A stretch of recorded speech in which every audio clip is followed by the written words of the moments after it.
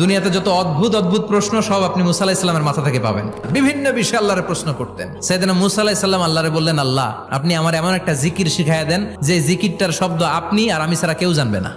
দিনে রাতে সব সময় এই জিকির আমি করব, আপনারে ডাকবো, কিন্তু শর্ত হলো এই জিকিরটা জানবে শুধু আপনি আর জানবো শুধু আমি। আল্লাহ বললেন, মুসা পড়ো লা ইলাহা ইল্লাল্লাহ।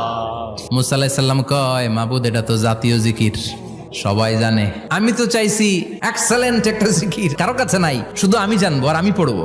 আল্লাহ বললেন, মুসা এই লা ইলাহাকে যদি এক পাল্লায় রেখে দাও, তাম বিশ্ব, 7 আকাশ 7 জমিনটারে তুলে যদি তুমি আরেক পাল্লায় রেখে দাও, লা রাজাহাত কাফাতু লা ইলাহা ইল্লাল্লাহ, মুহূর্তের মধ্যে লা ইলাহার পাল্লা ভারী হয়ে যাবে।